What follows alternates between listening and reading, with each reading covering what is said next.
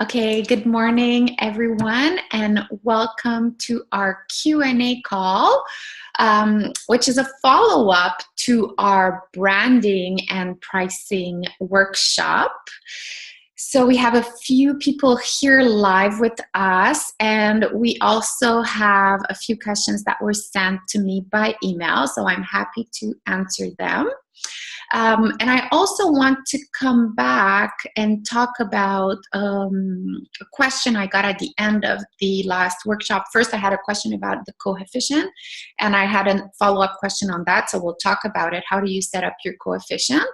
And also, maybe we can open the conversation by chatting with Jennifer, because Jennifer asked the question last time, and I just want to get back on it because I think it applies to everyone. Is it okay with you, Jennifer, to start with you? Good. Okay. So Jennifer, you asked me at the end of last the workshop, you asked me, when do we increase our prices, right? And I briefly touched on it, and I think it's important because a lot of artists feel like, am I ready? Should I increase my prices? And really what we want to do, and it was interesting because I had a conversation with another artist on this topic yesterday, that we want to increase slowly but steady, okay, in a steady pace, because we never want to have to go back. Okay, we don't want to have to go back and lower our prices unless we're doing a promo or something, a discount on certain pieces or whatever. But our baseline for our pricing, as we're growing, we don't want to have to go back. So we want to increase steadily. So of course, an annual increase to meet inflation is the first thing we want to do.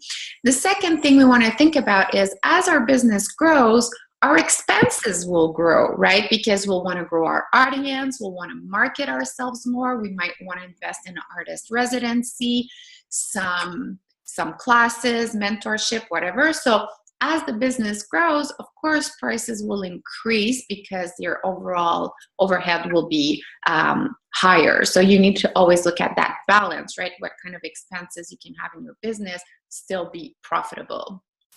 Another sign that your prices need to be increased, like I said, is more intuitive, but it's when you start being resentful of a sale, right? So if you're quoting a commission, or you just finish a painting, you sell it, and you feel like, oh my God, this was so much work, and yet so little return, so little profit margin, that probably means you're ready to increase.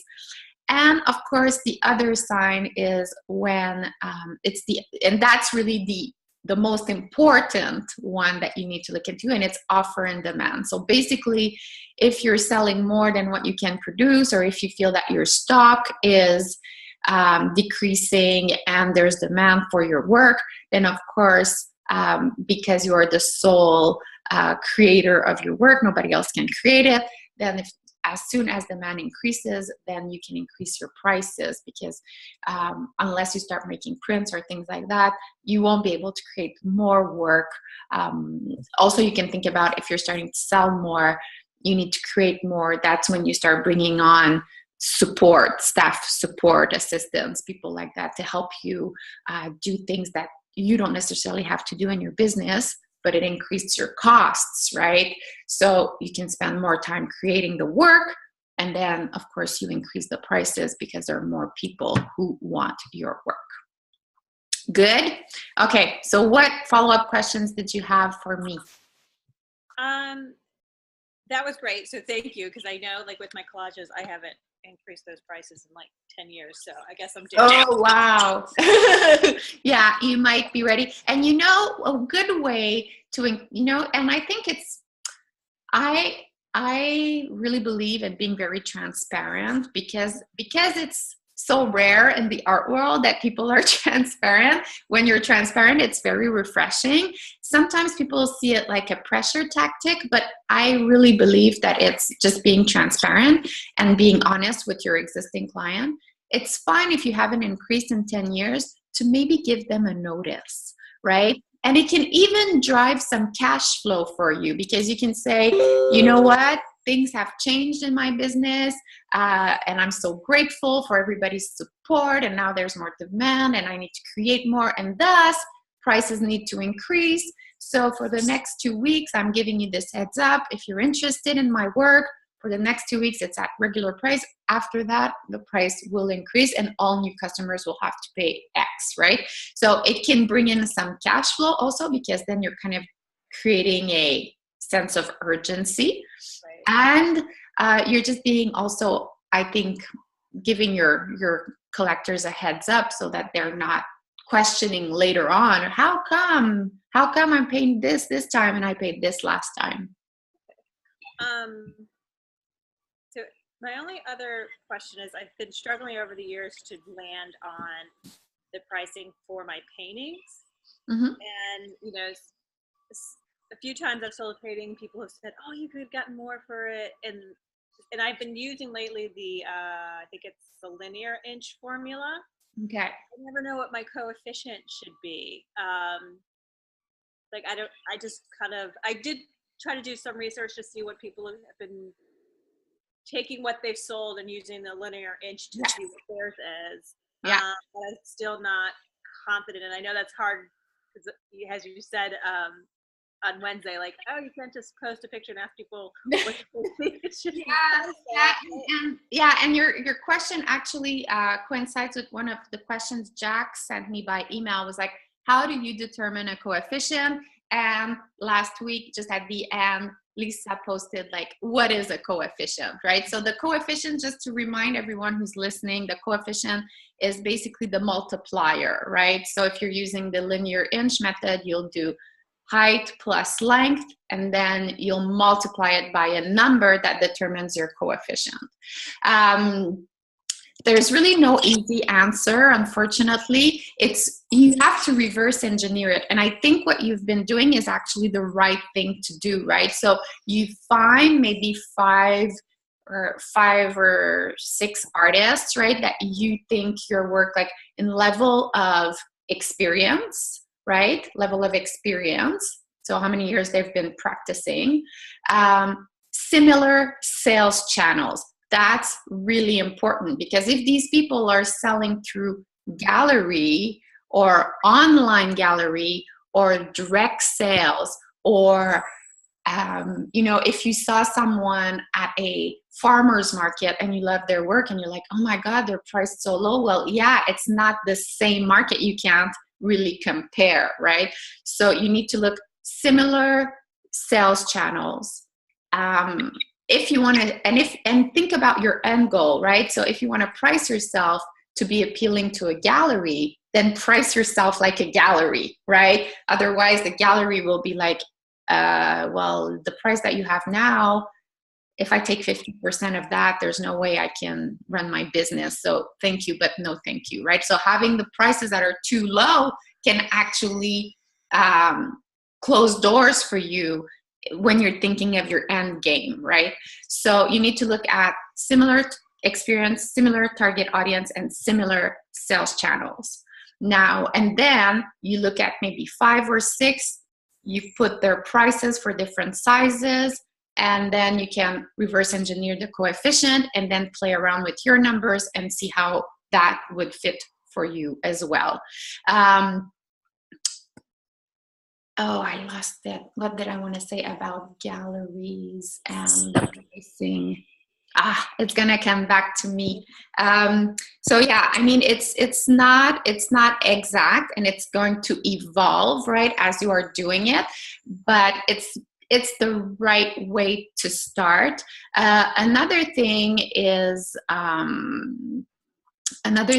to maybe even ask mentors, right? So you can ask people, like, if you're close to someone who's either an art consultant, a teacher, another artist, right? They can look at your art and they can give you feedback, but don't ask people who are not in the art world, because they'll have a tendency, like you say, you could have gotten more. I usually hear people being told it's too expensive, right? So, and that's totally normal. Oh yeah, I know what I was going to say. So if your end game is the gallery, and you're like, yeah, but there's no way I can get the information of the price of the gallery. Well, first you can look at third-party platforms like Saatchi Art or something like that, right? So that will give you an idea. But even Saatchi Art, sometimes the prices are lower than, depending on what type of gallery you want to get into. And you know what? If you want to know prices of a gallery, be creative about it. Like people can know prices of galleries. Like, call the gallery, ask questions, pretend you're interested in a piece of an artist, right? Show up to the gallery with a friend and make the friend ask a few questions. Go to an opening, right? There will be price on the website, but there will be prices at the gallery under each piece, right? So, and while you're looking, then if there's other artists you'd like some price points on, you can absolutely ask the person there about a few artists you're interested in, and you'd like to know what kind of price range they're at because you're interested in that work, right? So it's okay to be creative to figure out the prices. Everybody does it, and in every industry, right? So it's very important to know what others in your industry are doing. So be creative. Sometimes it's not as easy as, like I said, looking for the price of the spaghetti sauce, but still, you have to do that. But these different factors help you, Jennifer? I got an echo. Sorry. Yeah. Just gonna keep what. Because you can.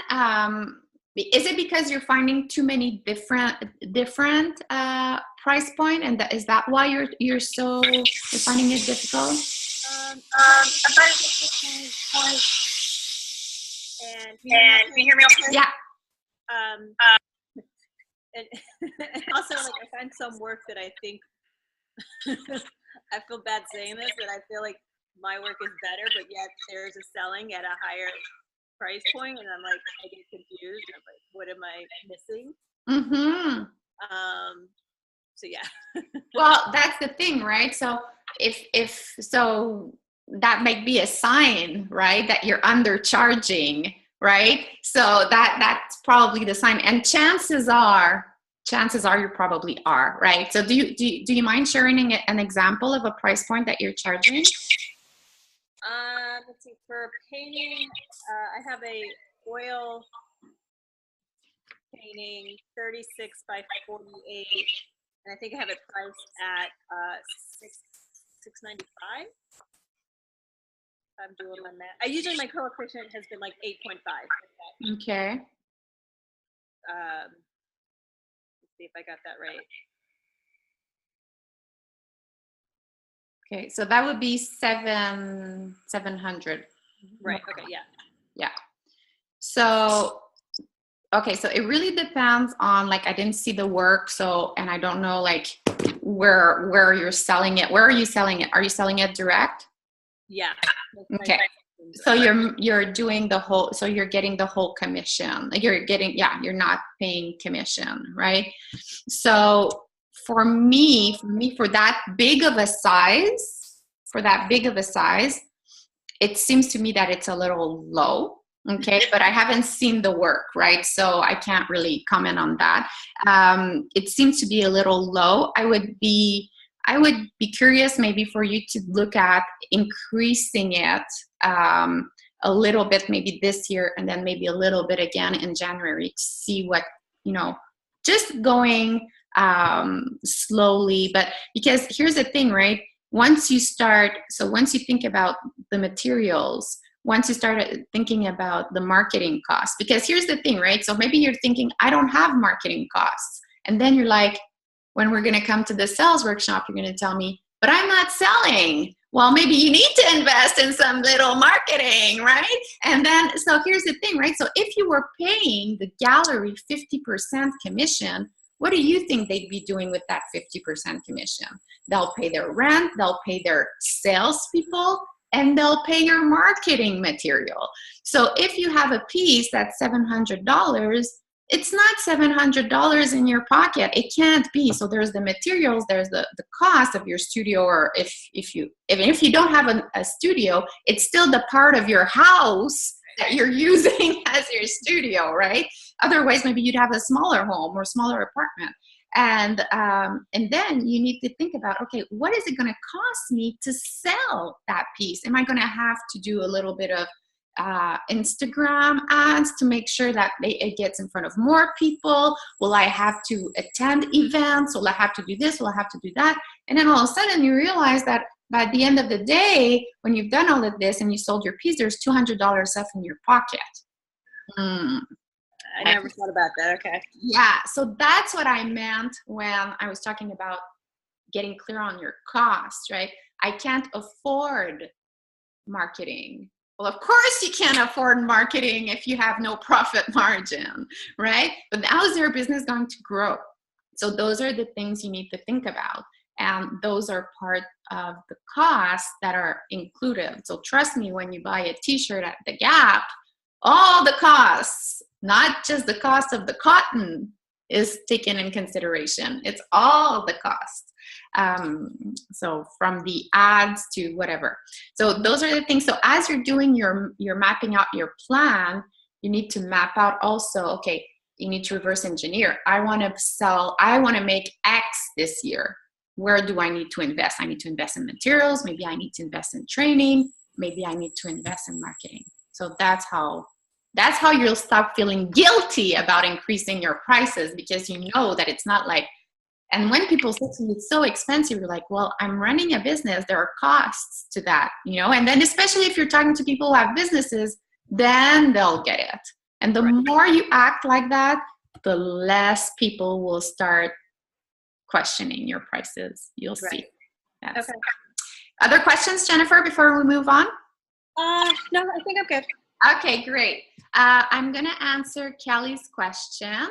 So Kelly asks, in pricing, could you add a percentage for the coefficient instead of multiplying it by a set dollar amount? Would this work as well? I found the dollar amount difficult to decide. I don't really see it as a dollar amount times. Yeah, that's true. It's kind of a dollar amount. It really doesn't matter, Kelly, if you use if you see it as a dollar or a percentage. What's important is that it's consistent, okay? That you're using something that if people ask you, why is this piece more expensive than this one? Your pricing is based on size and medium. That's really what's important. And not, because I've heard so many things, right? Oh, this one is my favorite, so I'm charging more. And this one I find is not too great, so I'm charging less, right? These kinds of really non-scientific ways of pricing, which make it very hard for anyone who's buying from you to trust you, right? So you just need to have something that's consistent, especially when you're going to start, if you want to have third parties that are selling for you, reps, galleries, things like that, shops, then you'll want to have something that, you have a price list. This is what it is. You have a list of sizes. You have a list of prices per medium, and voila. Just another thought question. Yes, Jennifer, what is a reasonable increase? Okay, that's a good one. I would start maybe just like test the 5%, maybe test the 5% and see what happens. Okay, so I think we're gonna have a guest appearance on this show. Yes, we are. I have a little girl who's been sick for 3 days. Hold on. Peux-tu dire bonjour? Bonjour. Oui. Okay. Now we have the iPad set up. Okay. And we're back. Okay, so we answered that. Melody, if that's okay with you, I'm just going to go answer Jack's questions and then I'll come to you. Is that good? Good. Okay, so Jack says, okay, so first question is more around branding. I've been working as a professional graphic designer for 10 years in a variety of roles such as art director, senior, and lead designer. But moving forward, I want to brand myself as a fine artist, which is what I really want to do. The challenge is when I meet new people and they ask me what I do, I have a lot of hesitation telling them I'm a fine artist or painter. The reason is because I haven't sold pieces since my teens and I don't have a gallery representation yet. How do I overcome that challenge and just be comfortable introducing myself? Is it a benefit having that experience as a commercial artist designer? If so, how do I use it to my advantage? Okay. Okay, so clearly you're not going to sell, Jack, if you don't say what you do and you don't talk about it, right? So that's the first thing. So you haven't sold, but you're not talking about it. So of course, how are you going to sell to people if people don't know you're an artist and if you're not showing your work and if yourself you're not sure, right? So there's nothing like an official rule that I can give you, Jack, but I think you just need to start introducing it. I think maybe you need to start inviting maybe people. Maybe you could do a little get together with people that you trust to come maybe visit your studio, like maybe officially open it in front of people to start getting more comfortable talking about your work. So that's one way of doing it. Of course, I highly recommend journaling because this will help you find where those blocks are coming from, right? There's definitely a block there.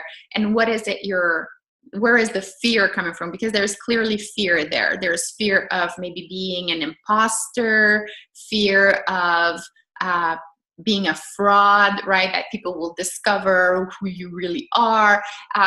Some people are afraid of failure. Some others are afraid of what success, right, can mean, what can happen if you're successful. So I recommend you journal on that. And the other thing I highly recommend, and I don't know if any of you have read this book, but it is The Artist's Way. Okay, so The Artist's Way, and and the author is, I have it here, I see it every day, Julia Cameron. Okay, so Julia Cameron's The Artist's Way is a 12-week program with some journaling exercise and some creativity exercise.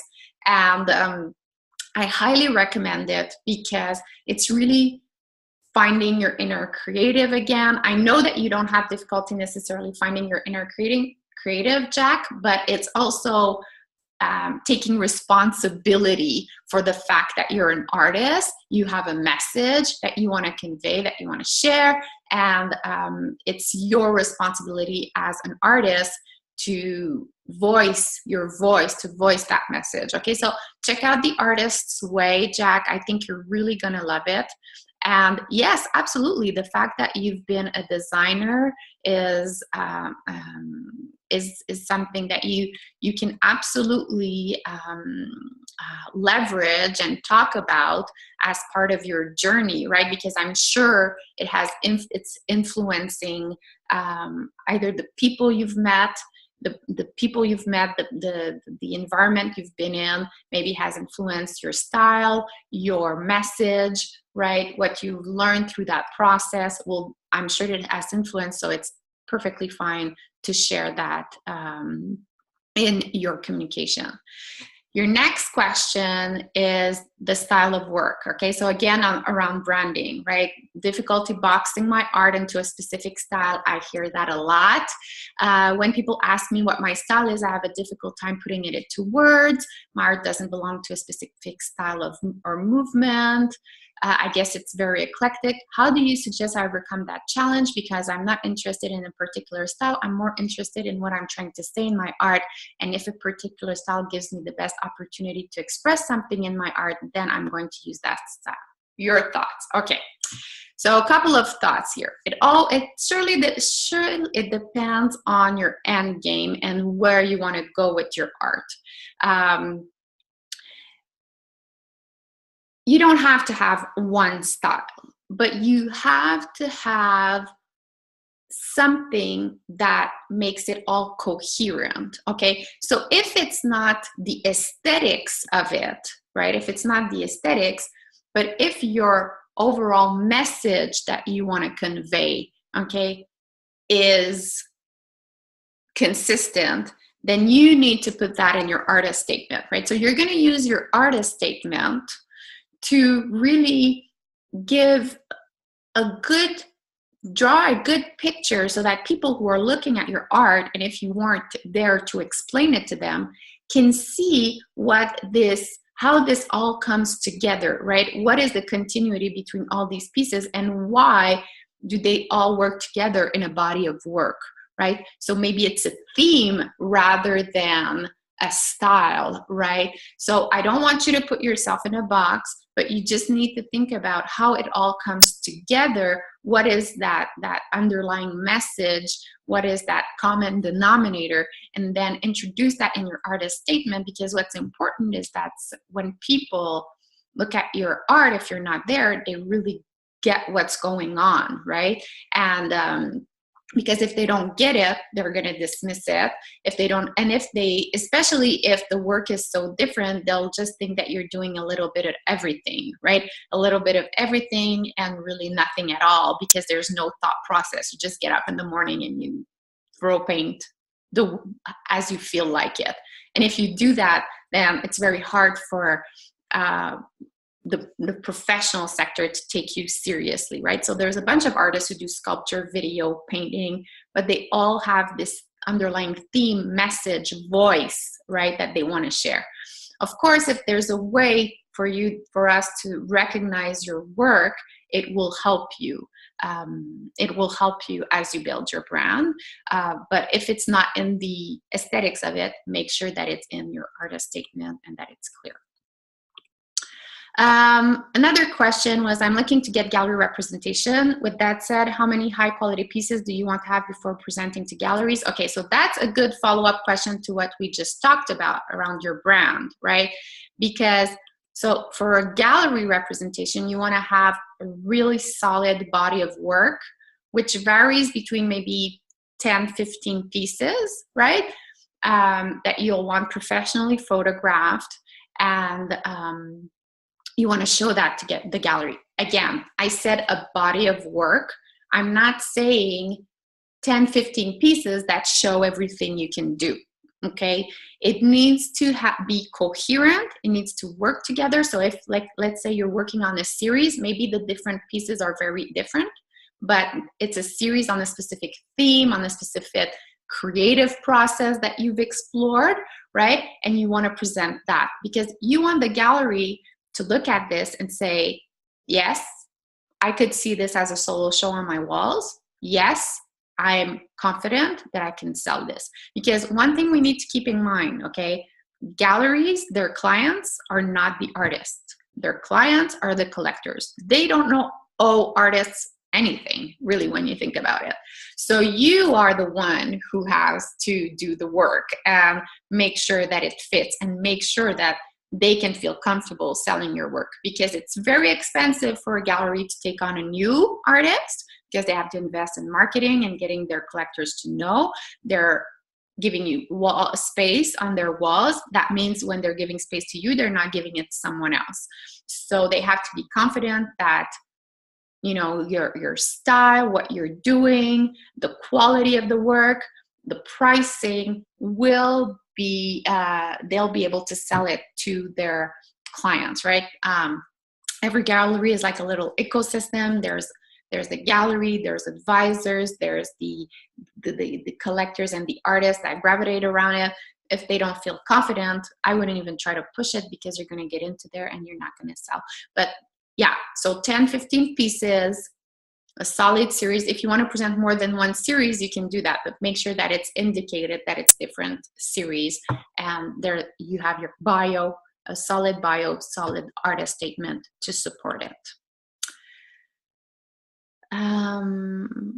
And then last question. Oh, you had a question about the coefficient, which I answered before. And then what are the touch points necessary for someone looking to get into galleries? Okay, well, a really good website, I would say. There's controversy around should you have prices on your website if you want to sell in a gallery. What I would recommend is, because some galleries really don't want you to have prices on your website if you, especially high-end galleries. So I would do a little bit of research, the galleries you want to get into, look at the artists that are represented there, and look at how their other channels are organized, right? So if it's a more high-end gallery, you'll want to have more like a portfolio site kind of gallery, not necessarily like with a shopping cart and things like that in it. Or you can, what I recommend often is, let's say you want to sell original work in a gallery, and then if you have prints or other products, then those could be like for sale with a shopping cart on your website. But then the more fine art, large scale originals could be these pieces are for sale, inquire to the artist for further information on pricing and availability. That's kind of thing you can do. So one, you want to have a website. And then the two other touch points that I would recommend would be an Instagram account and Facebook, just because for algorithm reasons, even Google SEO, having a Facebook page really helps you control what are the highest ranking. So those would be your three, your own channels, right? Website, Instagram, Facebook, and then trying to get some recognition, third-party PR. So either having shows that get reviewed, getting a little bit of press around your work. So getting some buzz, right? Because the best way to get into a gallery, and you can mark more words on this, is make it that it's the gallerist's idea, okay? So try to get under his radar and get him to think that he got the idea of representing you. Okay, so get under their radar. So it's a lot of networking. Getting into the good galleries is a lot of networking. It's a lot about who you know, but it's totally possible. Did I answer all your questions? I think so, Jack. And we'll have other opportunities. Okay, Melody. Hello. Hello, can you hear me? Yes. Okay. I've got all over the board again, but I'll just go ahead and just go down my list. That's okay. Sure. So my first question, I probably should have asked this last week, is my biggest problem, and I think I emailed this about this too, is it's our challenge in as a mom is just finding the time to make it happen. Mm-hmm. So, time management, you know, my son, and it's hard to that happen. Like right now, I've got somebody watching him in the house, you know, and I'm in the studio. So that's a big thing for me. That's kind of a baseline. And then on top of that, just coming across as a more professional artist too. So the professionalism aspect of that, and how to kind of increase that aspect. And I don't want to get out too fast and implement if I'm not ready. And so, like, you know, I know there's strategy and then implementation, but I tend to want to just do the implementation before I get my strategy involved. So that part of it is also a challenge for me. So those three things I wanted to put out there and see. Okay. So a lot here to talk about, but these are all great questions. Okay.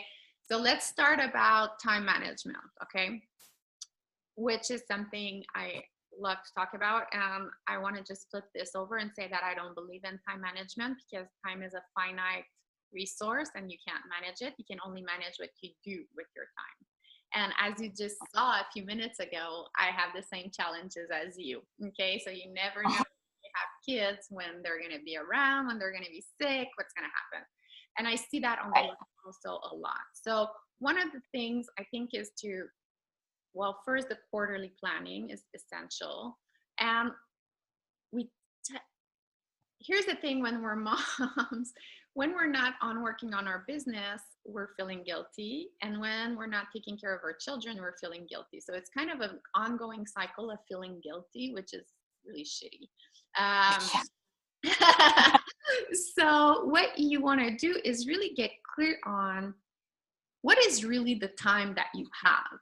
right? Because we have really this annoying habit of really overpacking our calendar with a bunch of things and then hitting ourselves on the head because we didn't accomplish everything that we thought we would, right? And we all have a tendency to underestimate the time that things are going to take, right? So when you're mapping out, right? So I do this with one of my clients. We basically, on a quarterly basis, go priority. We list her priorities, okay? And when you talk about priorities, it can't be 10, okay?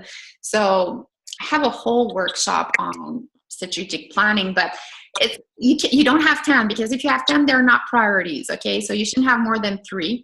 And then you start going by priority and blocking off the times that it's going to take, okay?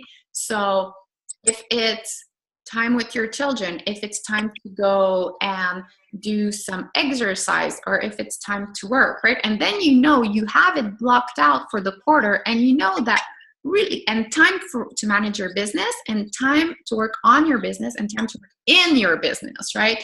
And then you realize that, no, I'm not painting 40 hours a week, or I'm not doing photography 40 hours a week. I'm doing it 10 hours a week, right? And it's the most I can do. So then what is it? What is realistic in terms of desired outcomes, right? With knowing that I'm working 10 hours a week. And then when you're mapping out what you want to do, you take the estimated time, you add 20%, and then you double it, okay? Because that's really the time it's going to take you in reality when you're starting to do something for the first time, right? So that way you're not constantly feeling like you're behind, because the feeling of all of us feel like we're behind, and it's never going to stop, that feeling. So the only thing we can do is learn to live with it. We can't really, because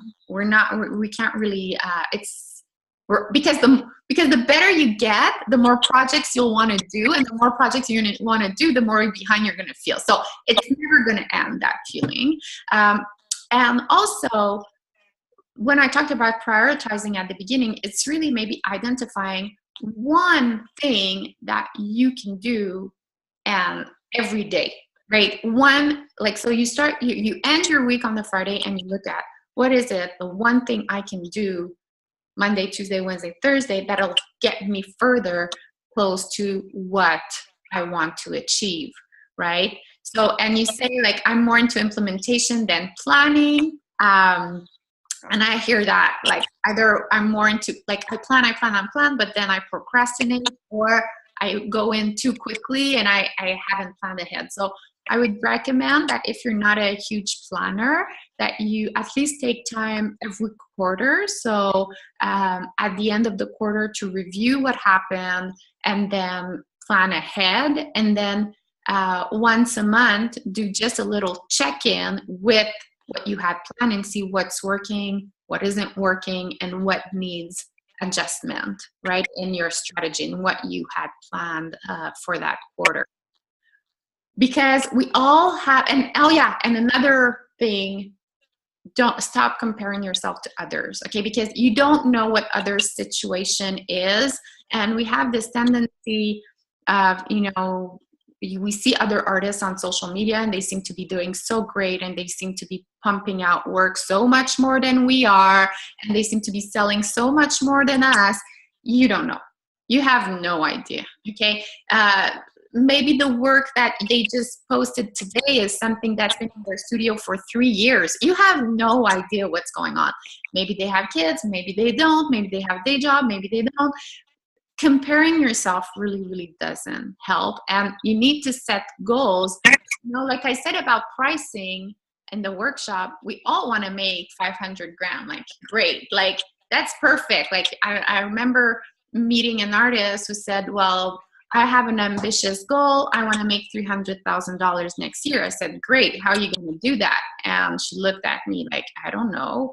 Well, I want to do that too, right? But you need to map it out. You need to reverse engineer it. And then if you reverse engineer and say, okay, if I want to sell $300,000, how many pieces do I need to sell? Which channels? What price point? Is this realistic if I have 50 people on my email list, right? Maybe not. So then you say, okay, well, maybe my first goal is not selling right now, but maybe building my email list so that next quarter I'll have enough people and then and I'll have enough work to sell to, right? I'll have enough work to sell and I'll have enough people to sell it to. So not trying to do everything at the same time. Sometimes I even say, like, if you have to go back to a day job for a few months to get your head out of the water, do it, right? Because there's no point in trying to rush these things, especially if you're starting from scratch. Now I'm kind of moving away from your question, Melody, so you need to remind me what your questions were. So you had a question on time management. Hopefully I've helped you with this one. Really work with your calendar. For time management, what I want to tell you is really work with your calendar so that you can and keep track of what you were planning on doing and what you actually did, so that at the end of the week, you know, and you can learn from that experience, right? Instead of, I didn't do anything. No, that's not true. You did other things. What were they, right? And did they help you move forward in the direction you wanted to go or not really? Yeah, and that's answering my question really well. Okay. I guess it's like the professionalism and appearing more professional. Oh yeah, appearing more professional. Okay, so the first thing, quality photos, right? So you want to make sure either you're set up properly to take good photos, or that you have someone that you can hire. Again, those are part of the cost of being a professional artist. Okay, so that's the first thing. You want to really look professional in your photos.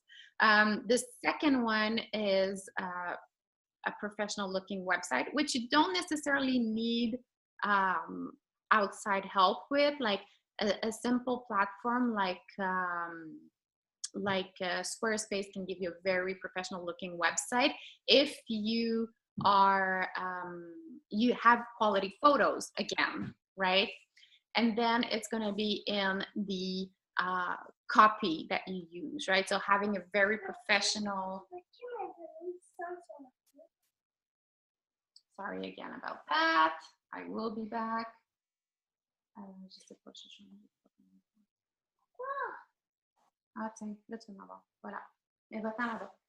Okay, so quality website, quality photos, and quality bio and artist statement. Okay, and that is also something that if you can start drafting and maybe get outside support, which is not very expensive, but you need to do the legwork before, right? The legwork before, because otherwise you need to really get clear on, you know, what's the underlying message, what has influence, what are the sources of influences, what your work is all about, right? Once you have these three elements, then it's really to just show up. Really, it's to show up. What makes the difference between a professional and an amateur? Well, professionals show up every single day, right? It's much more of a mindset thing than, and that also I think answers what Jack was asking earlier, right? Like, I'm afraid to say that I'm an artist because I haven't really sold yet, and I mean, all artists go through that phase, right? But it's more about the attitude. It's more about showing up in the business every single day. And that applies whether you're a painter, photographer, or writer, right? Name a professional writer that doesn't write every day, right? So you should be working on your art every day. Okay, maybe there's a day you're not working on your art, but that's really the difference between someone who's doing this as a hobby on weekends and someone who's constantly pushing the boundaries of what they're doing, getting out of their comfort zone, constantly learning, right? Not just copying the work, right? So they're learning, they're pushing the boundaries, they're trying something new. That's really, and surrounding yourselves with other artists can be really, really helpful as well, right? Having a support system, the same way that as entrepreneurs, there's their support system, but as artists as well, I recommend it. So you want to look professional, you want to feel professional, but essentially the more important is that you want to act professional, because once you start acting like it, everything else, you'll start thinking about your art in a different way. The quality of the materials you want to purchase will be higher quality because you want to do the best work ever. So it's really, and again, like I said, the artist's way. I think there's now even free PDFs online that you can find of her book, because she gave it away a few times, and it's really a good, for the creative part of it, at least, to help you. And Steven Pressfield's The War of Art and Turning Pro are really, really good books also on the topic. Although he talks more about writing, it applies to everything, all creatives. Anything else I can help you with? You touched on this too, but yeah, I mean, that one of the things I feel like has kind of held me back is I've compared myself to a professor of mine all these years, and that's, that's always in the back of my mind. Like, I want to be, I admire her a lot, but that they don't compare yourself, and that's counterproductive. So when I was doing I kept thinking, this is a lot like her art, but it's not her art, anyway. But that's really interesting, because it's really good to have role models, actually, right? People you look up to, because sometimes, you're lucky to have that, because I hear artists say, I don't know any artists, I don't have any mentors, so it's very difficult for me to know what I want, right? So now you kind of, we talked about vision, right? So you're starting to get clear on your vision because you have role models, and you're like, oh, I would like a little bit of my career to look like this on that end, but being able to do this like that person. And now you're bringing this together. And if that person is actually someone that is physically close to you, you can actually exchange with that person. I would try to get as much information and that you can get out of her around the question I like to ask people when I reach out to them for either just mentorship or just feedback is, I really admire what you do and what you've done with your career. Like, how did you, what would you say was like a turning point, a decision that you made that really led you to where you are now? And if it were to happen all over again, what would you do differently, right? Those two questions will give you so much insight. And it's definitely not about comparing yourself, because if she's a professor, she's probably mid-career. She's probably got a lot of experience and baggage. Pretty sure it wasn't always easy, right? Maybe now it looks easy, but probably wasn't. So hearing about, the not so polished version can be reassuring and encouraging. But also asking, the tough questions, and usually if you're open-minded and kind, people will be happy to share those with you. But no, definitely not comparing yourself to her, because you're definitely not at the same place. But seeing her as a role model is maybe more healthier for you in the long run. That's good insight. Yeah. Okay, great. Wonderful. We have Kathy here. Hi. I'm sorry I'm late. Hi. Hi. Good morning. Good morning. So you came in just at the right time, because I think I've answered, I just want to check here. Yeah, I've answered everyone's questions. So if you had a question for me, now's a great time to ask.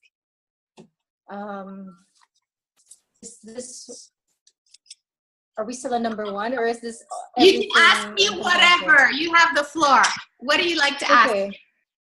Because this is regarding pricing, I was wondering, do you start from a high price and try to find a diffusion line? Is it better to start from a high-end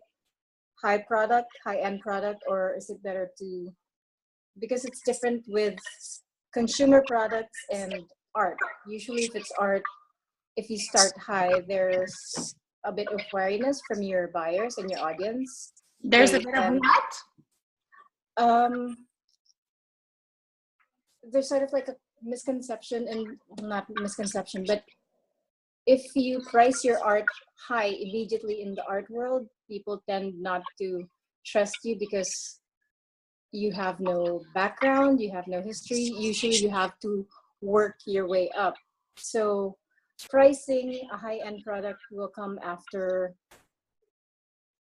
some time. Okay. I'm understanding your question. Okay, so a couple of things to answer your question. So I'd like to know who these people are that you're referring to. I guess potential buyers, because from what I've seen, based on what I've seen on online sales, because I haven't really dealt with galleries, is that there are some artists who are trying to sell their works online, and they're pricing it not exactly very high, but it's, considering that it's a direct sales, it's more than what a gallery would charge, and the gallery doesn't even get a commission fee because there's no gallery to speak of. Okay, so a couple of things here. Okay, so absolutely, when you're pricing your work, you need to price it in accordance with your experience, right? So before you came in, I was talking with Jennifer, and she said she hasn't increased her price for 10 years, right? So clearly she's due, okay? Clearly she's due. Because basically she's losing money if you consider inflation. But of course, you're not like, you know, we talked about what does it mean to turn pro, and what does it mean to going from hobbyist to professional. Of course, you're not going to go and, you know, start selling your work for 10 grand if you have no experience, never shown your work, no awards, recognition, press, nothing about your work, right? So of course you need to increase gradually, especially Kathy, because I recommend increasing steadily and not pricing yourself too high and then having to lower your prices, right? Because that's never a fun thing to do, okay? So absolutely. Now about the high-end part. Let's get something real clear here. Whatever price point you're asking, you need to brand yourself high-end, okay? Because you need to think about the long term, right? So you can't just be like, oh, for me, pricing yourself high-end has nothing to do with the price. It's about positioning yourself, okay? Highest quality, like best service, always like the experience, the brand emotion, the brand, what's everything that comes into consideration in your business is high end, so that people really feel that they're getting value for what they're buying. And then naturally, because that's how you're positioning yourself and that's what you're putting out there, it's going to be natural that your prices increase. Because art, whether it's $100 or $100,000, it's a luxury item. It comes after a lot of other things on your buying list, right? Yes. So that's why if you want them to choose you versus somebody else, they need to feel that there's value, and it needs to feel that it's the high end, okay? So that's what I mean by high end. I don't mean price yourself at $35,000 for a 4x6 because you have such a beautiful brand that you can charge whatever you like. That's not what it means. Okay. So we're clear on that. Yes. Okay, now the third thing you said about she's selling direct and she's asking all this huge price that a gallery would ask, but she's not even giving the 50% commission. That, Kathy, is please stop looking at it that way, okay? Because when you're selling your art, so if you're selling your art through a gallery and you're giving them 50% commission, they're using that 50% commission to sell your art to people that you wouldn't have sold it anyway. So you're not losing 50% because basically you wouldn't have sold that piece if you hadn't sold through the gallery, right? So they're investing in you to sell. Now, if you're selling direct and you don't have to give 50% to a gallery, well, all that money that the gallery would have invested to create a show for you, to promote your work, to get ads, to do PR, which, by the way, that's what a good gallery does. You should be doing it. So maybe you have to hire a publicist. Maybe you have to rent a space. Maybe you have to hire people to come hang your work or paint the walls because it has to look professional, right? So all of these costs are being transferred to you, right? So this lady who's selling direct, of course, she seems to have a bigger profit margin, but in my opinion, she probably isn't. If she's running her business the right way, that money is not to be more for me. It's not for more profit. It's that she invests and grows. You see the difference there? And that is a big error that we need to educate buyers about, right? Because then buyers are like, and that buyers will say, well, you don't have a gallery. Why am I paying a lot? Well, because if I don't have someone else representing me, I'm representing myself, or I have to hire people to represent me, right? Or to support my business. I have an assistant in the studio. I have someone who's doing my PR, right? I'm running a business here, buddy, right? And then you can even ask them, like, what do you do for a living, right?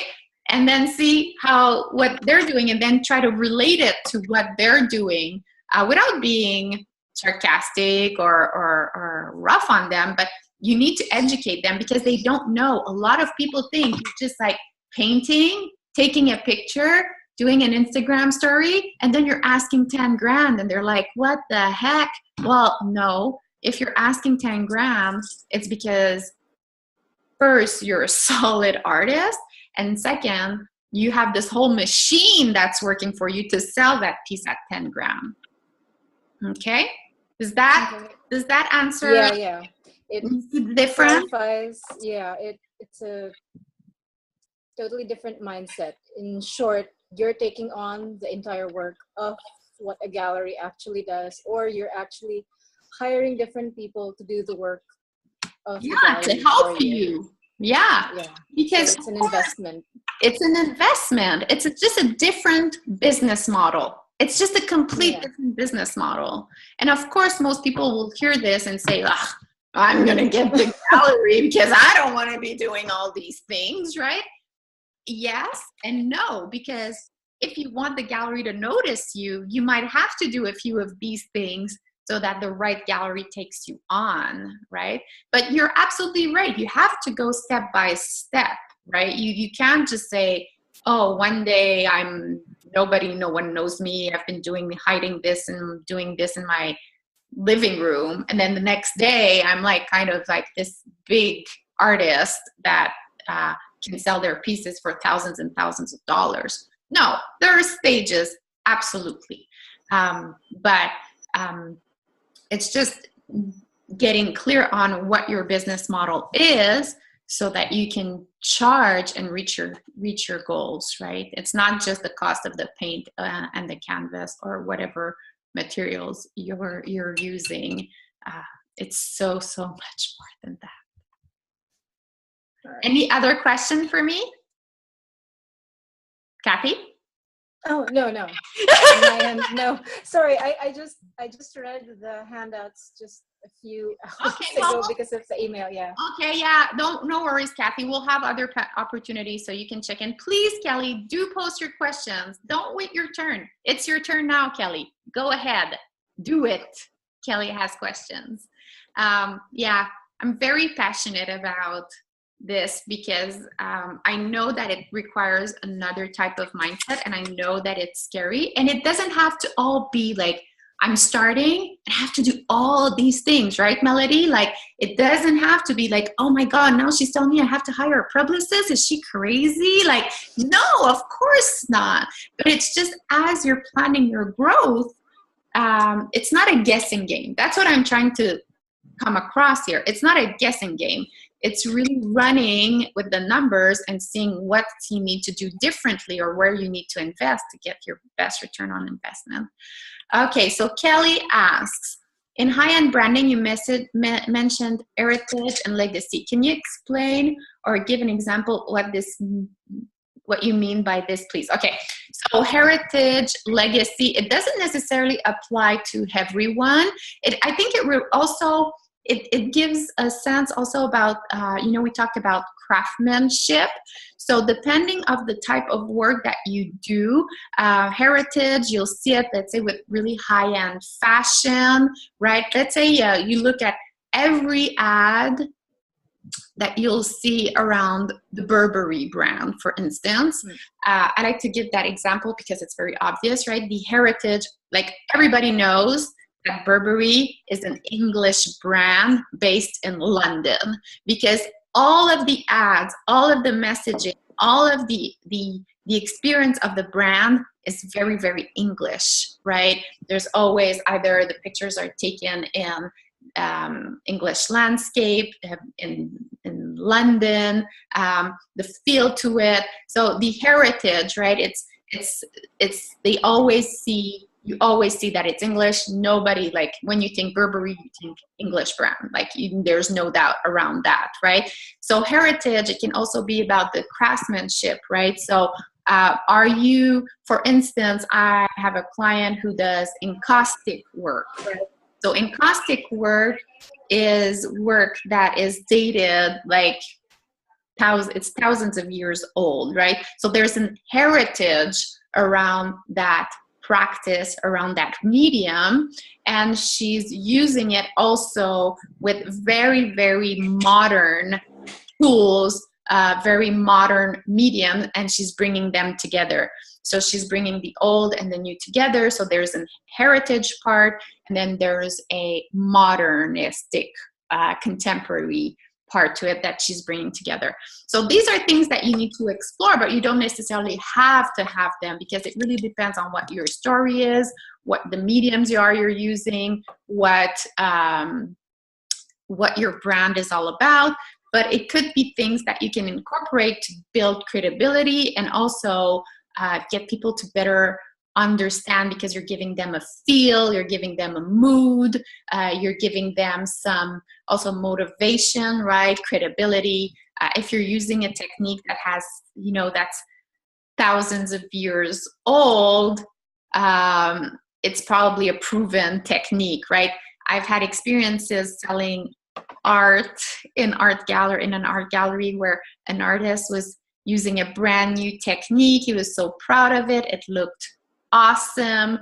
His pieces sold like hotcakes.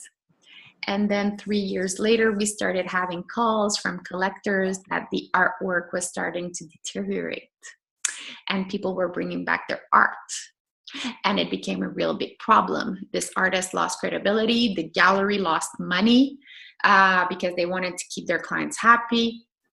So you see, so here it was like all this brand new thing. It was all fun and shiny and people were excited, but then something happened that the artist had not tested properly, hadn't done the groundwork, and now the work wasn't high quality enough. So you see the different ways that you can leverage heritage and legacy. Like, for instance, I know you work with your son, right? So maybe there's something there to be explored around legacy, maybe. I don't know. We'd have to play with it, but that might be something to consider. You had 3 questions, Kelly. I'm only seeing one. What else do you got for me? Hit me.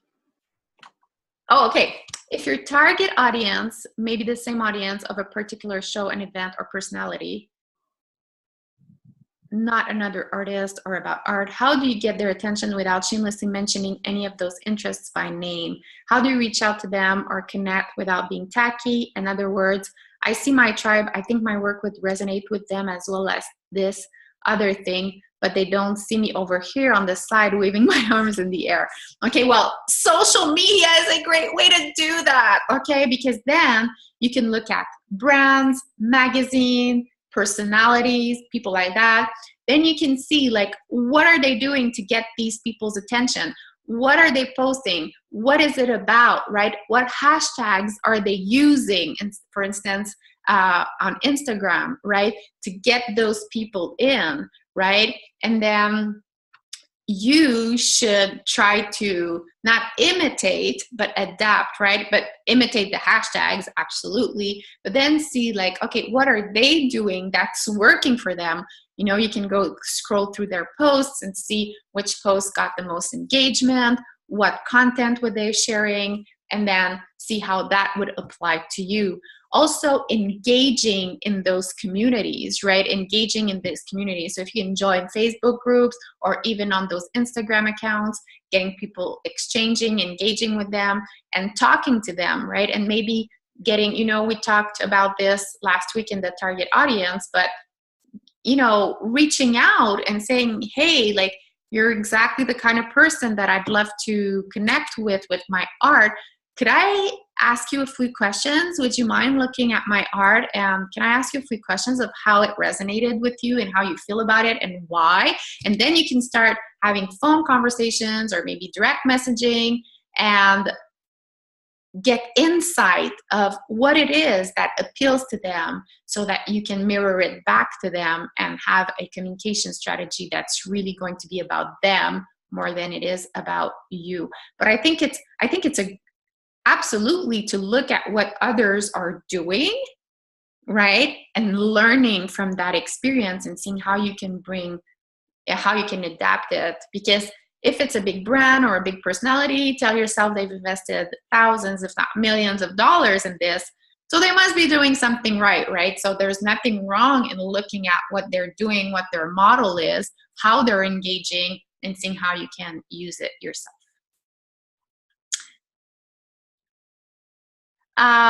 Not really. The question number 3 is not really, unless you're doing the other ones, but this is your opportunity to ask me questions. So if you have more questions, now's the time to ask. Okay. Do you have questions? Anyone who's here? I'm going to double check my email. You had one, Jennifer? Are you raising your hand? Yes. Go ahead. Well, again, I'm going to go against what you said not to do, but would you be open, going back to my question about raising my prices, and you said, you without seeing the work, mm-hmm. do a picture or share my screen? Yeah, share the screen. Okay, let me. But it's not about that. It's okay. really not about that, Jennifer. It's not about the aesthetics, because I'm seeing work in the back there. Yeah, that's it. Okay, I'm seeing work in the back there, and it's not about the aesthetics, because, and that's also when, you say it's not about well, how come he just splashed a can on the canvas, right? Yeah. So why did he just splash a can and he's charging $300,000? I don't get it, right? Well, because he's selling in channels where people are willing to buy $300,000 paintings, right? So it's much more about the channel you want to sell it through, and what's the capacity of that market, right? For instance, there's a report that came out about internet sales where selling on the art on the internet is increasing exponentially, but for pieces under $5,000. Okay, so there's still a lot of room to grow in the internet market. But once you're hitting the $5,000 mark, then people want to come see it. They want to still see it, right? They're not going to do, it's not an impulse buy. It's not like, oh, I saw this on Instagram. I love it. I want it, right? It's kind of like, who are you? What are you doing? Can I come see it? Can I try it in my house? You have all these kinds of questions that come up, right? So in your case, right, it's really about your work is abstract. So you need to look at the sales channel you want to use. You need to look at the medium you're using, right? And you need to look at what's the capacity of the market that you want to reach out to. Because your work, as I'm seeing it, is decorative work, right? It's more decorative than conceptual, which when I'm saying this, it's not a judgment at all, okay, coming from me. I know for some people it's a judgment, but coming from me, it's not. It's just understanding where it is, right? So you want to look at, decorative work, the channel you're using, the level of experience, what the market is willing to pay for it. And the more you're going to present it in a professional manner, the more people will understand the value. Thank you. I don't know what that was. Okay, good, great, perfect. Okay, thank you so much for everyone who joined. Thank you for those of you who are watching or listening to the replay while you're maybe painting or drawing or whatever. And if there's one thing I want you to think is, stop thinking that it's too expensive. It's not. And stop thinking that look for proof that there are buyers out there instead of looking for proof that there isn't. And get to know the people you're selling to so that you really understand what your market is capable of bearing, right? What's the space that you have for your price point. Okay, well, it's great speaking to you all. Wishing you all a great weekend, and many of you will be back in a few weeks, and I will be here too. Okay, take care, everyone. Bye.